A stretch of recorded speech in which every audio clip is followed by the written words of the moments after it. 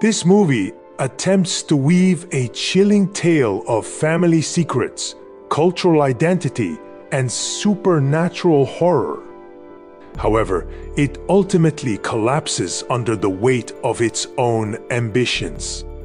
Despite a promising premise and some visually striking moments, the film drowns in predictable horror cliches, convoluted plotting, and a failure to fully explore its compelling themes. The story follows Rosario, a successful New York stockbroker who's distanced herself from her Mexican immigrant roots. When her estranged grandmother, Griselda, dies during a blizzard, Rosario is forced to sit with her corpse in a decrepit apartment until help can arrive. What begins as an unsettling obligation quickly spirals into a supernatural nightmare involving Palo Mayombe rituals, demonic entities, and dark family secrets. The setup is ripe for a haunting exploration of grief, guilt, and cultural disconnection.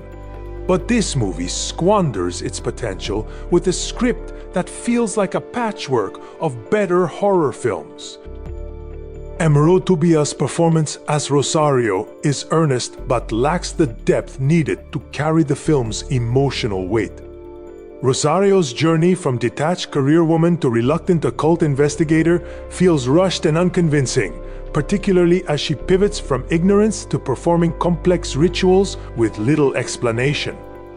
The supporting cast, including José Zúñiga as her father and David Dastmalchian as a creepy neighbor, is underutilized, with Dastmalchian's role feeling like a bait and switch for fans expecting more from the horror veteran. Visually, this movie has moments of brilliance. The grimy, claustrophobic apartment setting, paired with practical effects like grotesque corpses and squirming creatures, creates a palpable sense of dread.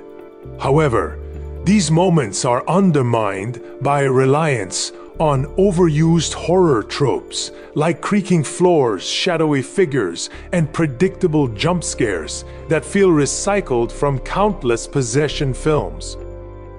The film's third act twists, meant to shock, are telegraphed early on, leaving little room for genuine surprise.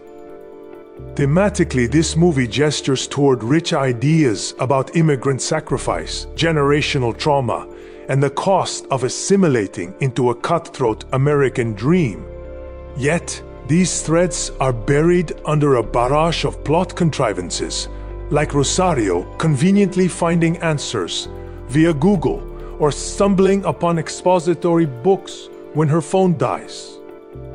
The script over-explains its themes through clunky dialogue, robbing the audience of the chance to connect with Rosario's guilt and cultural reckoning organically. The film's attempt to balance heartfelt family drama with gory horror results in a tonal mess that neither terrifies nor resonates. Overall, this movie is a visually arresting but narratively hollow horror flick that leans too heavily on familiar genre tricks. While its practical effects and atmospheric setting offer fleeting thrills, the film's muddled story, underdeveloped characters, formulaic storytelling, and squandered themes make it a forgettable entry in the crowded possession genre. It's not worth to watch this in theaters, just wait on your streaming service.